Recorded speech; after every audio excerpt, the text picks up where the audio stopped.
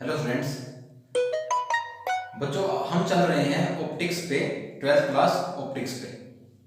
बच्चों हमने जो स्टार्ट कर रखा है वो टॉपिक स्टार्ट कर रखा है हमने रिफ्रैक्शन का। कौन सा? रिफ्रैक्शन का। रिफ्रैक्शन में जो बच्चों हमने अब तक कर लिया वो क्या कर लिया? हमने रिफ्रैक्शन की डेफिनेशन कर ली है। Bending of a ray when it goes from one medium to another medium. जब एक रे एक मीडियम से दूसरे मीडियम में जाए और वो बेंड हो जाए, या तो नॉर्मल से दूर या नॉर्मल की तरफ, या से नॉर्मल से दूर या नॉर्मल की तरफ, क्या कहते हैं बच्चों? उसको रिफ्लेक्शन। Clear point. फिर हमने किसके बारे में पढ़ा बच्चों? मीडियम के बारे में। टू टाइप का मीडियम होता है, एक रेयर मीडियम और एक डेंसर मीडियम। रेयर मीडियम क्या होता है बच्चों? जिसके अंदर स्पीड ऑफ लाइट ज्यादा, रेयर मीडियम। जिसमें speed of light come, denser medium. एक रे रेयर से डेंसर में जाती है तो हमने क्या देखा था? वो नॉर्मल की तरफ मुड़ जाती है। और एक रे डेंसर से रेयर की तरफ जाएगी तो वो नॉर्मल से दूर हट जाती है। Clear point. इसके बाद देखा था बच्चों हमने भाई रिफ्रैक्टिव इंडेक्स। क्या देखा था? Refractive index. रिफ्रैक्टिव इंडेक्स क्या होता है बच्चों? रिफ्रैक्टिव इंडेक्स क्या होता है? ये होता है बच्चों एक मीडियम की प्रॉपर्टी बोल सकते हो भाई, ability of a medium. Ability of a medium to bend a light. एक लाइट को बेंड करने की, एक रे को बेंड करने की जो एबिलिटी होती है क्या कहलाती है बच्चों? Refractive index. Refractive index, bending of a ray, ability of a medium to bend a light. फिर हमने बच्चों क्या किया था?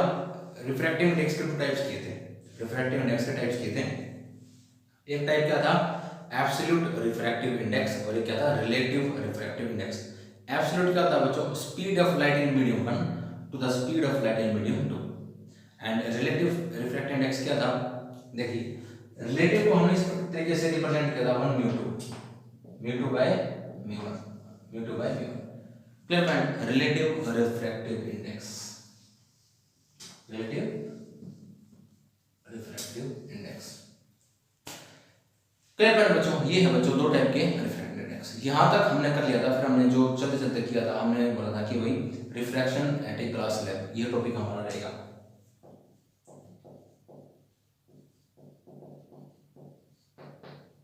Refraction at a glass slab. Glass slab के ऊपर रिफ्रैक्शन कैसे होगा बच्चों, ये हमें देखना है। देखिए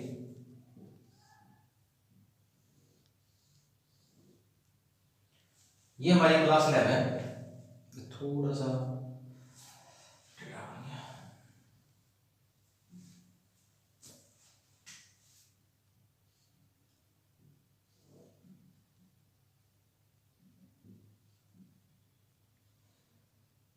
ठीक है बच्चों, ग्लास स्लैब। Clear point. इसकी थिकनेस कितनी है? टी। ठीक है, ऐसे थिकनेस। और ये क्या होगी बच्चों? एक रे।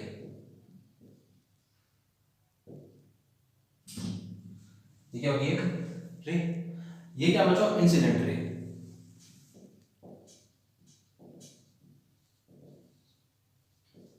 जो रे आ रही है, अगर ये ग्लास स्लैब बीच में ना होती तो इस रे को इस डायरेक्शन में जाना चाहिए था, जो कि मैंने डॉटेड लाइन से डिनोट कर रखा है।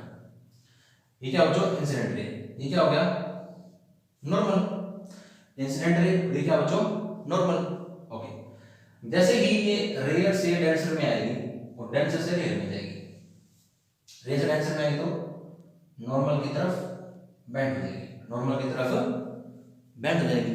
और जैसे ही डेंस से रेयर में जाएगी, ये away from normal, away from the normal, normal से दूर हट जाएगी, नॉर्मल से दूर हट जाएगी। Clear point. नॉर्मल से दूर हट जाएगी। देखिए बच्चों ध्यान से देखिए इस बात को। ये हमारी कौन सी है? Incident ray. Incident ray. ये क्या बच्चों? नॉर्मल। इंसिडेंट रे और नॉर्मल के बीच में जो एंगल होता है क्या होता है? Angle of incidence. आई क्या बच्चों? Angle of incidence. ये क्या बच्चों? नॉर्मल। ये क्या है? रिफ्रैक्टेड रे। यानी कि एंगल कितना हो गया? आर। कितना हो गया? आर। अब आगे अगर ये आई है तो टोटल कितना हो जाएगा? आई, ये आई है तो पूरा ये आर है, कितना बच गया? I minus r, i minus r.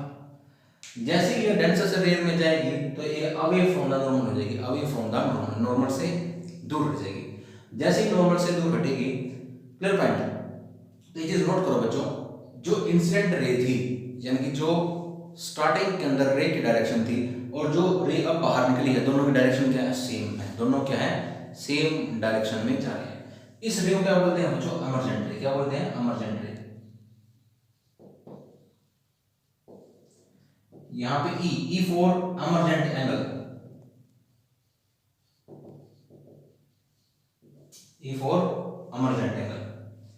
Clear point. देखिए ये क्या होगी, perpendicular distance d, perpendicular distance d, ये होगा के, ये एल, ये एम, ये N, K L M N.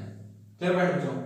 ध्यान से देखिए, अगर ये ग्लास स्लैब बीच में ना होती तो इस रे को इस तरफ जाना चाहिए था, लेकिन जैसे ही ग्लास स्लैब में से ये रे पास होती है, जैसे ही ग्लास स्लैब ये रे पास होती है तो क्या हुआ, ये जहां तक आई ऐसे अंदर के अंदर ये एक प्रोसेस हुई, अंदर एक प्रोसेस हुई। उस प्रोसेस के दौरान क्या हुआ, जब ये रे बाहर निकली, फाइनली जब ये रे बाहर निकली तो वो इंसिडेंट रे के पैरेलल निकलती है, यानी कि जो डायरेक्शन है वो सेम रहती है, डायरेक्शन चेंज नहीं होती। दूसरी बात, कुछ पीछे हटी, कुछ पीछे हटी, कितना पीछे हटी, D, D for lateral displacement,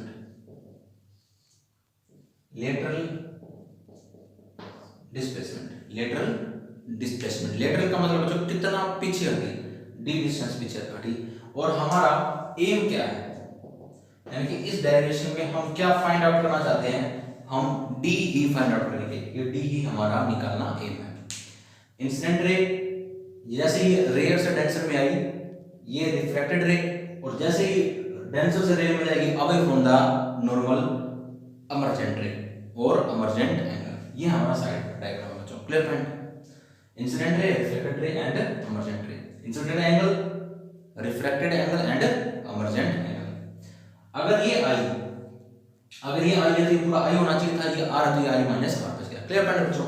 तो हम क्या निकालने वाले हैं, लेटरल डिस्प्लेसमेंट, यानी कि हमें डी फाइंड आउट करना है। क्या करना है बच्चों, डी फाइंड आउट करना है, हमें डी फाइंड आउट करना है। कैसे करेंगे, देखिए triangle K L M and triangle के एम एन, के एम एन। ट्रायंगल हमारे पास दो है बच्चों, एक ट्रायंगल है के एम एन और ट्रायंगल है के एल एम।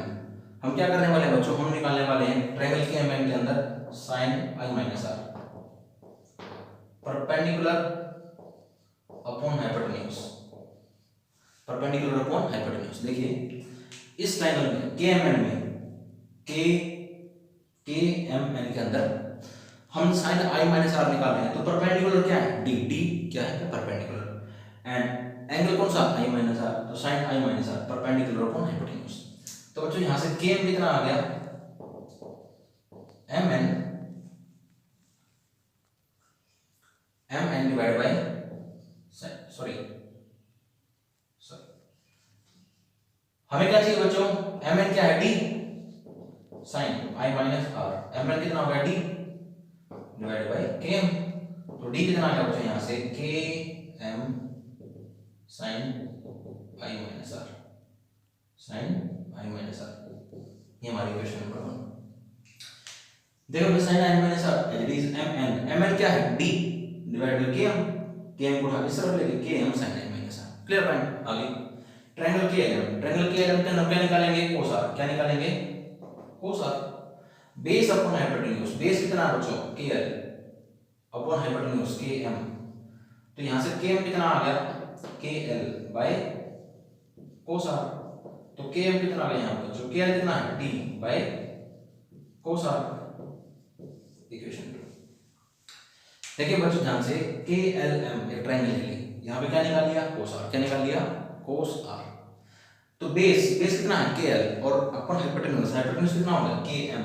तो के एम कितना आ गया बच्चों, K L by cos r, यानी कि T divide by cos r, यानी कि डी कितना आ गया यहां से, T sine i minus r divide by cos r. ये क्या है हमारे बच्चों, लेटरल डिस्प्लेसमेंट। क्या है ये, lateral displacement, lateral displacement, lateral displacement. Clear point बच्चों, लेटरल डिस्प्लेसमेंट डी जो हमें फाइंड आउट करना था, यानी कि एक रे अगर बीच में ग्लास स्लैब नहीं आती तो उसकी जो डायरेक्शन वो ये थी, लेकिन ग्लास स्लैब बीच में आने की वजह से वो क्या करती है, लेटरल डिस्प्लेसमेंट, थोड़ा पीछे हटके निकलती है, लेकिन डायरेक्शन सेम रखती है, यानी कि पैरेलल निकलती है, डी। क्लियर पॉइंट बच्चों, ये था हमारा refraction at a glass slab. I think बच्चों आपको ये सारा टॉपिक समझ में आ चुका होगा।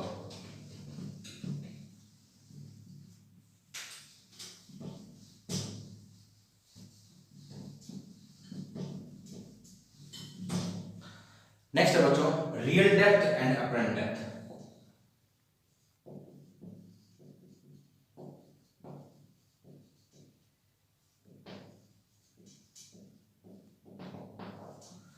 Real depth and apparent depth. क्या हमारा कैमरा सही काम कर रहा है बच्चों?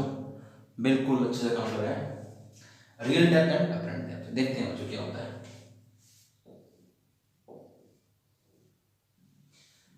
देखिए बच्चों पानी का एक टब है, पानी का एक टब है, ठीक है।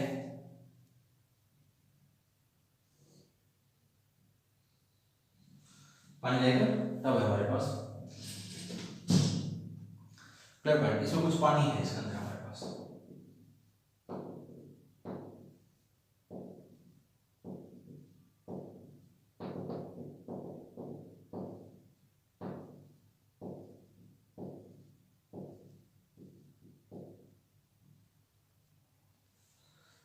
ये कोई कॉइन है क्या? ये कॉइन, सिक्का।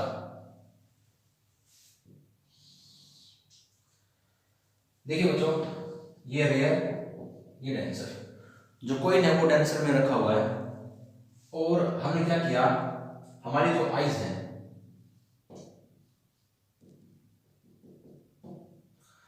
हमारी जो आइज है बच्चों बिल्कुल परपेंडिकुलर दिख रही है, सिक्के को बिल्कुल परपेंडिकुलर। देखिए हमारे पास एक टब है पानी का, और टब के अंदर एक सिक्का रखा हुआ है, या फिर आप बोल लीजिए कांच का ग्लास है, उसके अंदर कोई कॉइन रखा हुआ है।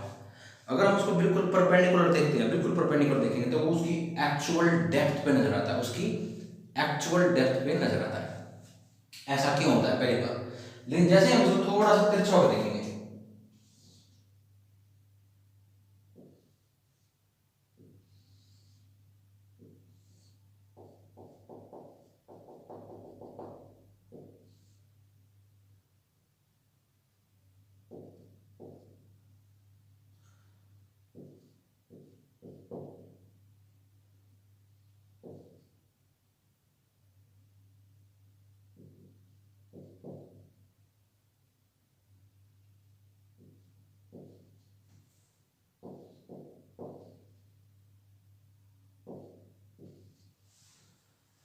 ठीक है बच्चों ध्यान से देखिए।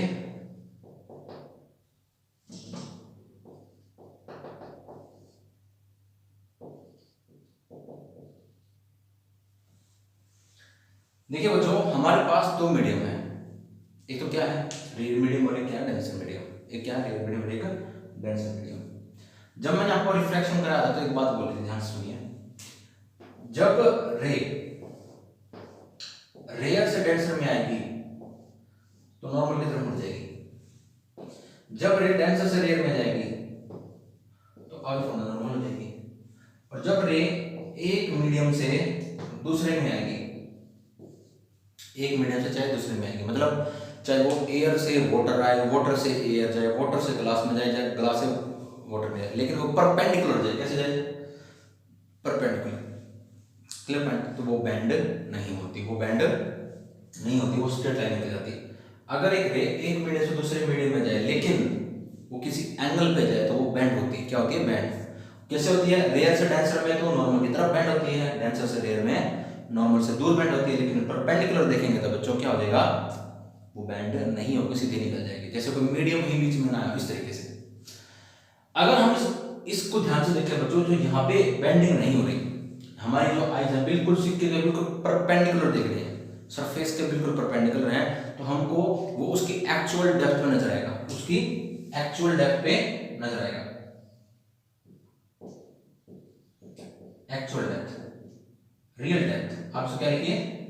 Real depth. लेकिन जैसे ही बच्चों हमने थोड़ा तिरछा होके देखा, थोड़ा सा एंगल साइड से देखा, तो हमको कहां नजर आएगा? वो सी पॉइंट पे। सी क्या है बच्चों? Apparent depth. क्या ये? Apparent depth, apparent depth, apparent depth and real depth, apparent depth and real depth, apparent depth and real depth. Clear point? ये क्या बच्चों, रियल डेप्थ, और ये क्या है, अपरेंट डेप्थ। ये दो हमारी डेप्थ होगी।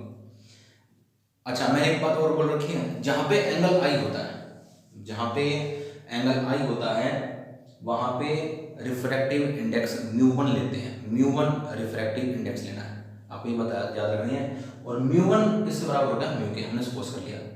और जो μ2 है बच्चों वो कहां पे है, एयर का है, एयर का रिफ्रैक्टिव इंडेक्स, और एयर का रिफ्रैक्टिव इंडेक्स कितना होता है, 1। कितना होता है, 1। और डेंसर का यानी कि वाटर का रिफ्रैक्टिव इंडेक्स कितना सपोज कर लिया हमने, मीडियम का, मीडियम का रिफ्रैक्टिव इंडेक्स कितना हो गया, म्यू। Clear point. जैसे ही ये रे गई यहां से आई, ये नॉर्मल, तो ये अवे फ्रॉम द नॉर्मल होगी, अवे फ्रॉम द नॉर्मल, ये एंगल आई, ये आर। लेकिन बच्चों एक क्या होता है, एक ना आइज, जो हमारी आंखें होती हैं, कुछ भी चीज देख रही हैं, जैसे आप कुछ भी देख पा रहे हैं तो आप लाइट किसी में देखते हैं। जैसे हमको ये बोर्ड दिखाई दे रहा है, जैसे मुझको ये बोर्ड दिखाई दे रहा है,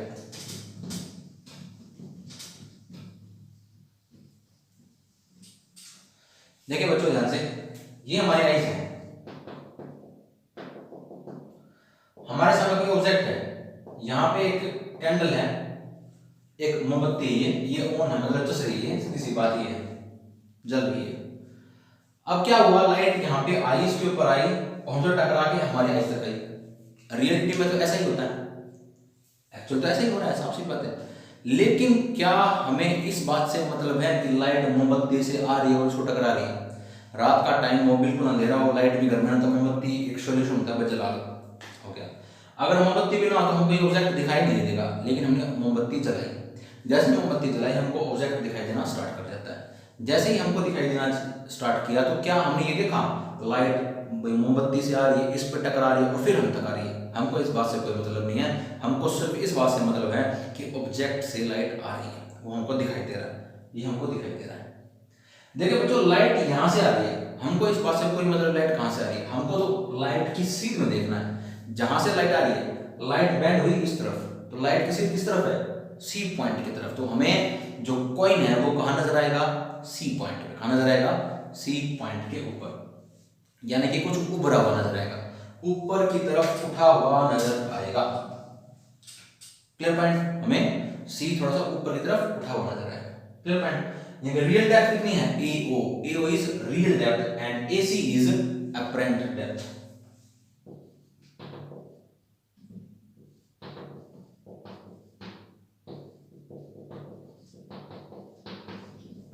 AC is apparent depth।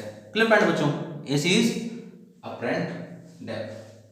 I think आपको यहां तक सारी बातें समझ में आ गई होगी। अब हमें क्या करना है, अब हमें उसका डेरिवेशन करना है। Clear point. जैसे आपको मैंने एक बात बताई थी, if all angle are small, जितने भी एंगल सारे स्मॉल होंगे तो एक कंडीशन होती है, अगर angle small sin theta approximately theta and theta, ये कंडीशन मैंने आपको बता रखी है। क्या, अगर एंगल स्मॉल हो तो sin theta approximately equal to theta होता है, tan theta approximately equal to theta होता है। कहने का मतलब क्या है, आप sin theta, theta tan theta आपस में इक्वेट कर सकते हैं अगर एंगल स्मॉल है तो। इनके अलावा जो बाकी 4 ट्रिग्नोमेट्रिक रेशियो बच गए, वहां पे ये बात यूज नहीं होती। Clear point. देखिए, ट्रायंगल बाय स्नेल्स लॉ,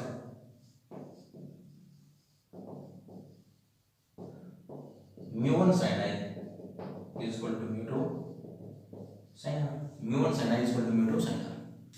μ1 किसके बराबर है, म्यू के। अब देखिए, एंगल स्मॉल हो तो sin theta approximately theta tan theta, all angle are small, क्योंकि इसके साथ जितने भी एंगल क्या है, स्मॉल है, हमने एजम्पशन कर ली। दूसरा, sin थीटा किसके अप्रोक्सीमेटली हो गया, tan थीटा। क्यों, sin थीटा थीटा के, tan थीटा थीटा के, इसका sin थीटा tan थीटा के अप्रोक्सीमेटली इक्वल है, यानी कि जहां पे sin है हम क्या लिखते हैं, वहां पे tan, μ2 टेंजेंट। क्या हम ऐसा लिख सकते हैं, ऐसा लिख सकते हैं। μ2 किसके बराबर है, 1 के। किसके बराबर है, 1 के। हमने μ2 भी खत्म कर दिया, तो म्यू किसके बराबर आ गया बच्चों, tangent r bye tangent i। Tangent r, r किसके बराबर हो गया, इस ट्रायंगल में ABC में AB by AC, tangent i AB by AO, AO by AC। ये हो क्या बच्चों, रियल डेप्थ, और AC क्या है, apparent depth. Clear point, real depth and apparent depth का जो हमारा डेरिवेशन है कुछ इस तरीके से। ठीक है बच्चों, देखिए ध्यान से, पानी है, पानी का टब है, पानी के टब में एक कॉइन रखा हुआ है। अगर हम उसको बिल्कुल परपेंडिकुलर देखते हैं तो हमको उसकी एक्चुअल डेप्थ भी नजर आता है, रियल डेप्थ भी नजर आता है। लेकिन अगर हम उसे थोड़ा तिरछा हुआ देखेंगे तो हमें अपरेंट डेप्थ यानी कि कुछ ऊपर उठा हुआ नजर आता है। ऐसा क्यों होता है, मैंने आपको बता दिया, मीडियम के चेंज होने की वजह से। क्लियर पॉइंट, परपेंडिकुलर देखेंगे तो लाइट परपेंडिकुलर आएगी, नो बेंडिंग, थोड़ा तिरछा हुआ देखेंगे तो लाइट बेंड होती है, इसलिए हमको ये सारी चीजें समझ आती है।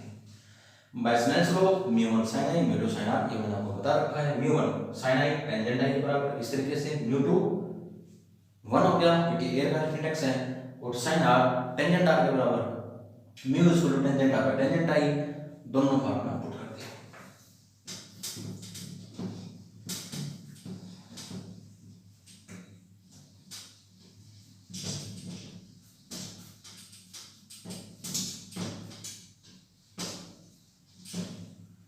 क्लियर पॉइंट बच्चों, समझ में आ गई सारी बातें। नेक्स्ट है बच्चों हमारा क्रिटिकल एंगल। क्रिटिकल एंगल क्या होता है बच्चों, ये बहुत ज्यादा इंपॉर्टेंट है, वेरी वेरी इंपॉर्टेंट। इसके ऊपर एक क्वेश्चन 2% आता है, critical angle and total internal reflection. Critical angle and total internal reflection के ऊपर कैसे, देखिए ये रेयर मीडियम, ये डेंसर मीडियम है, रेयर एंड डेंसर। देखिए बच्चों, अब तक जो हमने किया है, हमने डाला रेयर से डेंसर में जा रही है, रेयर से डेंसर में जा रही है। लेकिन बच्चों जो क्रिटिकल एंगल होता है ऑलवेज डेंसर से रेयर में होता है।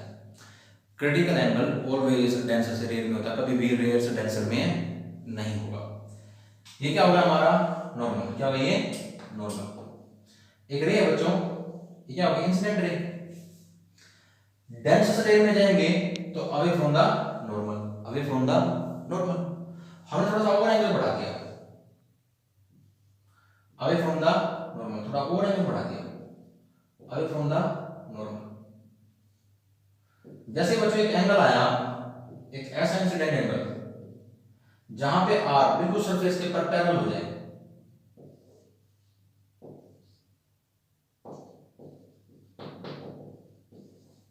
देखिए ये क्या है बच्चों, एंगल ऑफ इंसिडेंस I1, ये क्या है angle of refraction R1, angle of incidence I1,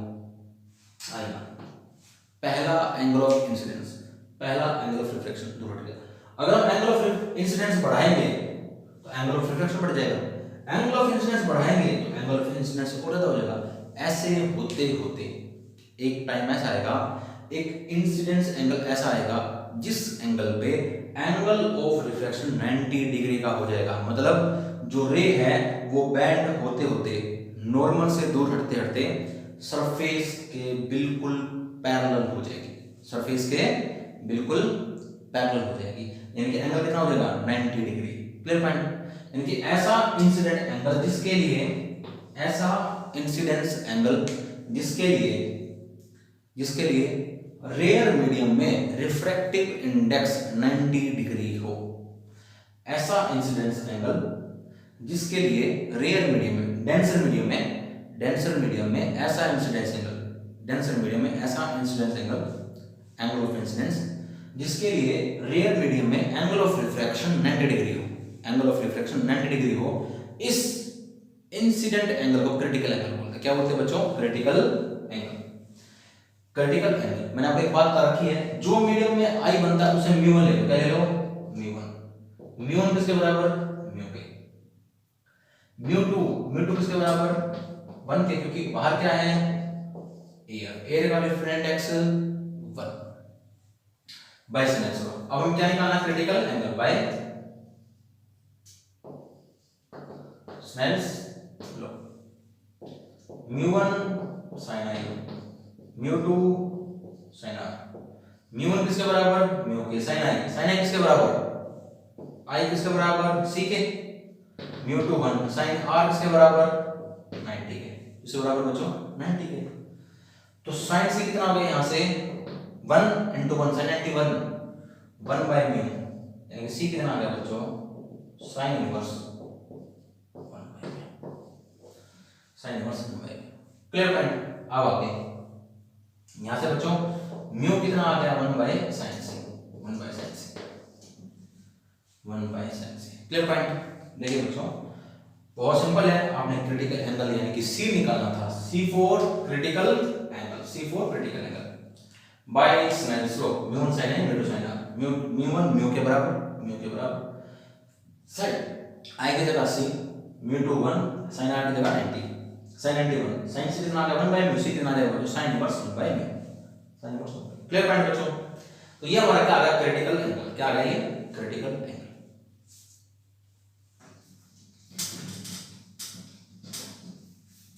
इसके ऊपर न्यूमेरिकल भी बनता है बच्चों, आपको सी दे दिया म्यू पूछ लेंगे, म्यू दे दिया सी पूछ लेंगे।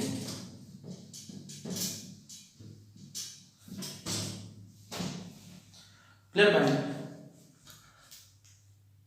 जो हमारा नेक्स्ट टॉपिक है बच्चों वो क्या है total internal reflection, total internal reflection. Total internal reflection क्या है बच्चों, देखिए ये हमारा एंगल कितना हो गया C,